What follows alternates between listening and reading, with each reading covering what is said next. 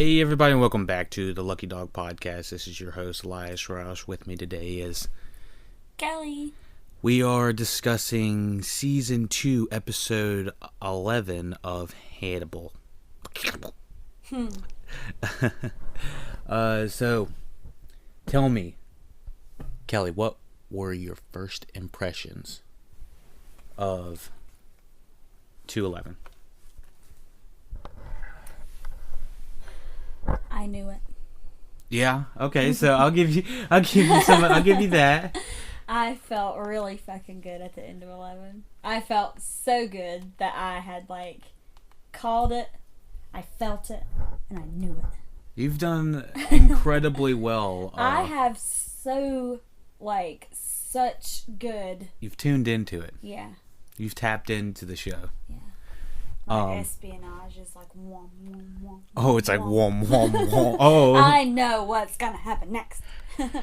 All right. Well, I have a lot of feelings coming fresh off of this episode. Specifically at the beginning. First of all, if all of that was really going down, why are they giving so many... If Will really killed Freddy, why are they making so many comparisons throughout the last two episodes that show he is so much like Hannibal? And those comparisons are only for us. I told you why. Off the podcast. We are on. He has to go to all lengths to get everyone, including himself, Hannibal, everyone on the team, to know or to think that he is becoming like Hannibal. And I guarantee you the only one at this point who knows that it's like a scheme is now Jack and Alana and Freddy. Okay, well, why were we kept out of the loop? What purpose did it serve to us as an audience? It was a fucking awesome shock to us. That's why. That's why. Because for one, I knew, so it wasn't a shock to me. But still, it was just... I'm not saying that it... We did discuss the possibility that Will didn't kill Freddy. Mm-hmm. That this was a setup. Mm-hmm. They faked her death.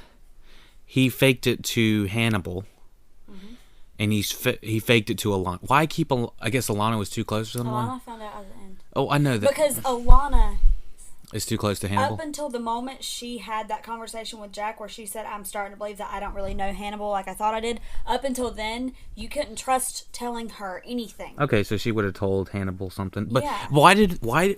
For the entire show, we've essentially been following Will, and we've been inside his head and seeing his dreams.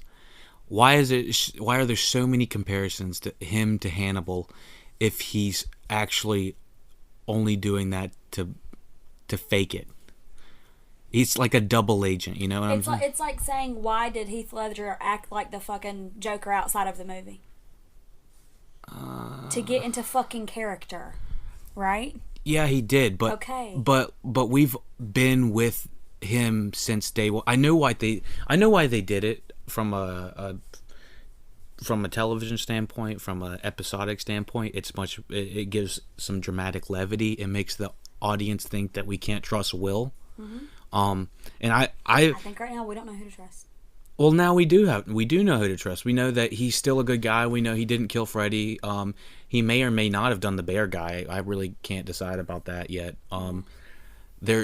Will isn't as bad of a guy. He's still redeemable, is what I'm saying. The thing was, the way it was executed and the way it was shot, it was trickery in my mind. Just in my opinion, he didn't. Yes, Freddy found all of this evidence on his property in 10 at the end of 10, and he took her out and busted her window while she was on the phone with Jack. She wouldn't listen to him. I understand that, but he didn't have to drag her out of the car. He could have said, "Listen, you can call Jack. Just call Jack, and he'll explain." Because obviously, on some level, they are on some of the same page. That's him getting out of fucking character.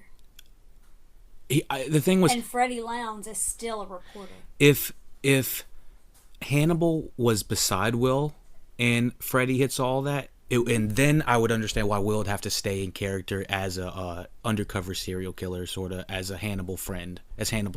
I guarantee you they're having to like bribe her out of telling the fucking story before Hannibal can find out. I guarantee you.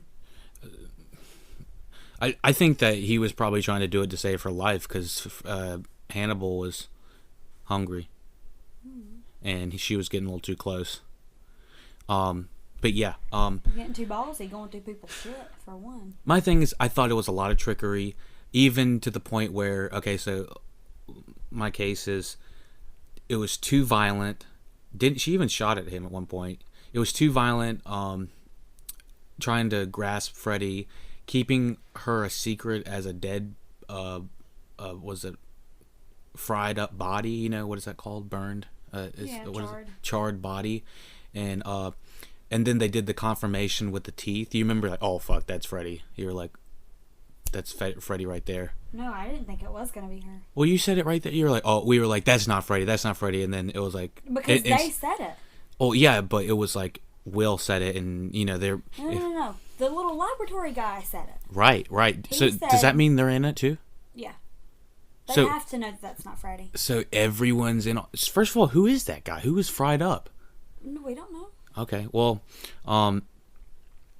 yeah. So that several scenes where we could have been one of the random dead bodies from the lab. Okay, I mean, I don't know. Well, the guy saw it, you know. I don't.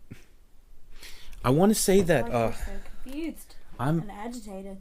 I'm agitated because they did trickery where I didn't feel like it was necessary. I liked it. Whether necessary or unnecessary, to me, it was good. Right. Okay. And I don't want to solely focus on just the Will storyline. There was one scene. See, why is that doesn't even look. Well, why is Will having nightmares about a body he didn't burn? Okay, because he's having to do all of this to he's still having to do this. Okay, yes, he is, but I don't understand why have these night terrors about crimes you didn't commit. You know what I'm saying? Like, if you had night terrors before about crimes he didn't fucking commit. About crimes he was having to look at and analyze. He's always had night terrors about them. I understand, and you're right, and I don't want to discount that because almost every crime scene he's had to see, he's been kind of traumatized in a way from it. But like, I just thought like you wouldn't I don't understand why he's playing it up to a T, with the exception of trying to hide the identity that he's still a good guy and he's trying to play everybody, including the audience. He has to. Is that what I think? You see, I don't mind that if he plays the audience a little bit. I just mind that we weren't along for the ride, because we've been along for the ride the past almost 20 episodes. I think over 20 episodes now. Mm-hmm. You understand me? Yeah. We've been with him in his mind, in his head for I don't know how the entire time. Yeah. And then the one time they decide to take us out, it's because he's doing some trickery behind our back. Yeah. I like it. I understand. And I'm glad you like it, because otherwise they'd be like, this guy is just hating on the show and I'm not sure, like I feel like you're a real hater right now. I'm not trying to be a hater. I feel like you are. I feel it, so it's right. This is this is a lot better than what I was expecting, to be honest, because there was only two ways they could have came out with it, like I said in the last podcast. That he could either he either did kill Freddy, him and Hannibal did, and we have an irredeemable anti-hero, or not even antagonist. It's just an antagonist now. He's not even a hero. Yeah. We didn't have anyone to cheer for anymore, or they did what you called they were gonna do. Yeah. And pull off that wasn't Freddie Lown. She's not really dead. She's not really dead, and he had to convince tell anybody not to write a fucking story right now, because if she does, Will's fucked. Hannibal's not going to get caught. Will's going to go back to jail. I understand, and I just mostly my thing is Will goes to jail. Hannibal's free. That's it. I understand. I just think that it could have been handled a little bit easier. Like like simply just have Hannibal on site so he sees Freddy get taken or something like that, and so that maybe that's what all the forensic shit was for, to prove that. I understand. To make him think it was her. He didn't need to see it. I understand that, but I just felt like he didn't have to violently take her down to get it. It was that deserved it. At one point, you were like, I can't wait for this redheaded bitch to be gone. And now you're like, that was just too rough. He roughed her up too much. Oh my god. Which one is it? Fucking pick one. Okay, so when you're rooting for someone to get taken out in a show, you don't normally want it done by a specific person you consider wholehearted good. Yeah. You know? And she wasn't a bad person. She was just curiosity kills the cat. She was a bitch, dude. Yeah, and she said some terrible things about him. And you know? She got one fucking guy shot. Right? Yeah. Right in front of her. And then when she talked to Fishburne about it later, she just talks nonchalantly. Oh, yeah, that guy. I forgot. Yeah. Can't help that he died. I know it's because of my story, but hey, you know, I gotta write another story, so what do y'all got? Like, fuck out of here. I'm kind of upset now that Will didn't fucking kill her. Oh, yeah. She has taken some uncivil liberties, There was a reason why at one point you said, I can't wait for this redheaded bitch to get taken out. I didn't say that word for word. Yeah, you did. But you didn't say bitch. But you said this redheaded chick. I can't help that you respect females more than I do, but she's a fucking bitch. Alright, well, I can't argue with her tabloids. Yeah. So, and the way she writes. But, anyways, we've talked enough about Will and that whole Freddy scenario. What do you think about Margaret's brother, who is played by... ready for him to die as well. Oh, you're ready for that. Mr. Pitt. Mason Verger, played by Michael Pitt. Yeah. He's hella evil. Yeah. Like that, it's like a evil scientist you'd see on like fucking Powerpuff Girls or something. Every time he says that evil, he's like, he like laughs. Oh, what the fuck? Come on, man. Yeah, at first I thought he was kind of overdoing it a little bit, but honestly, I like him as a villain. Like, he seems he plays a good villain. Like, from the rest of the other serial killers and other antagonists we've had in the show, he's been without a doubt one of the strongest performers. And hell, I can tell just because he's grown from HBO. You know, he's got some filmography behind him, and he's comfortable in front of the camera, and he's comfortable in front of big actors like Mads Mikkelsen. You know, yeah. They don't seem like mismatched. Yeah, like when Margaret's in front of Mads Mikkelsen and they're trying to have like a conversation, I can feel. Seems stiff. Yeah, she does seem stiff. And not because of acting. I feel like that's her character. Well, I don't feel like it's because of the character. I don't feel like that's what she's going for. I just feel like she's more of just a stilted actress in front of Mads Mikkelsen. But it shows you the acting caliber. But yeah, this guy's evil. That was really. He's just fucking crazy. Do you remember the red? What is it called? The red scrubs they had. Oh, yeah. That was intense, right? I like that. Actually, today when I was out buying scrubs, I was looking at the red one. You're like, When I get my job at the hospital, that's all I'm wearing. Yeah, all the hysterectomies get done in red yarn. Anyone who is my patient's gonna like, it's the one in the red scrubs. Oh no, she's the evil one. Yeah, she's the evil. And dye my hair back oh black. No. Look real fucking evil. Oh no.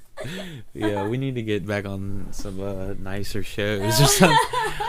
This is giving me ideas. Yeah, it's a little kooky for you, but who do you think? Someone's going in the pig pit. It won't be Hannibal. It won't be Hannibal. I think it will be him himself. Mason Verger. I think that's a good chance he's gonna go. He's gonna go straight in the pit. It's too inevitable, you know. Because when he was talking to Will, and Will punches him, and then he laughs. He's like, "I'm gonna feed you to my pigs." Like, you're not. It's Will. Yeah, I would be real surprised if they took Will off. It just seems too easy to. If Freddy fell in there, I think that would be pretty climactic. Yeah. Yeah, it's something like just out of the blue. So I think we got pretty good predictions for what's gonna happen next. Yeah. It's a little bit more clear what's gonna happen because we have a protagonist again. You know, we were in the dark for like two episodes. We didn't really know what was gonna happen. You know, with Will in his psyche. I thought this was fucking strange. Like the mirror and everything. Why not just make it to where you can put a gate up and stand over it? I figured the mirror was so he could see the pigs. I know, that's what I'm saying. Like, why would you not put like a thing up to where you could lean over and look directly down into the thing? I just think this guy has way too much money. Yeah. And it freaking is sadistic that they have the screaming geared up. Isn't that just like wrong? Yeah. Like, why do you need to do that? For a second, dude, at that moment when he punches him and then Will's like turned around looking like he's about to cry, I'm like, is Will being a little bitch right now?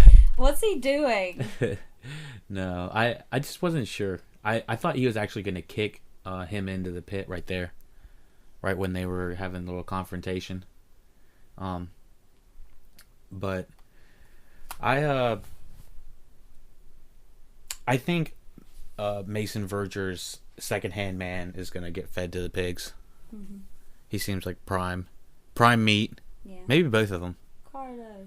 And you know, having those pigs, they eat every bit of evidence relatively up, I guess. They eat bones and everything. So. Teeth. Yeah. It's an all-in-one done deal. Are we forgetting anything? Did we catch everything? Alana Bloom. What do you think about Alana? Margot was trying to have Will's baby. Oh, shit. Oh, yeah. And now he's not going to be a baby daddy anymore. No. Sorry about that, Will. But not about the baby, but I don't think that would have been very interesting for the show. No. I'm bringing a baby into this. This show? Yeah, it's Will and the baby are solving all the mysteries, and Will does the whoosh woosh, and the baby does. Has Will's whoosh woosh power. Oh, so he's like whoosh whoosh. It's a baby crimes whoosh. Inside the daycare. Inside the daycare? Oh my Jesus! What, the poops on the daycare or something? Just who did it? Who's snack? Oh dang, the whoosh whoosh. We might have a new concept on our hands. Yeah. Fuck Mason Verger for doing that crazy shit to his sister. Mm-hmm. With the what's it? I think he gave her a hysterectomy. Okay, we need our medical assistant, Kellie, our specialist. No, because he said something about they're gonna find something wrong with your lady parts, and so the doctor's gonna tell me that it would be best if they take all of it. Something along those lines. That's a complete hysterectomy. That's fucking insane. That's messed up. I thought it was going to be a lot more gruesome. Yeah. The way it was, this show tends to be. Dude, as a woman, I don't think that there's much more. Yeah, that's trouble. That's trouble. trouble. There's a lot. We've seen women go through a lot worse shit in this show. But a fucking complete hysterectomy. She will never have babies. She will most likely go through like a really fucking early menopause and be fucking psycho for the rest of her life. Oh my goodness. Because the hysterectomy, it completely strips us of what produces our hormones and everything. So yeah. Wow. Well, not what produces, but what. I hope she feeds them to the pigs. I hope she does too. Well, it's been another good one. I can hear Indiana getting all ruffle and the bustle back there. He's getting a little crazy. He's ready for the next episode too. He's like, we're gonna go. So rate, share, subscribe. Full podcast is on SoundCloud, YouTube, iTunes, all the good stuff. Kellie, thank you for joining me. Let's get to the next one.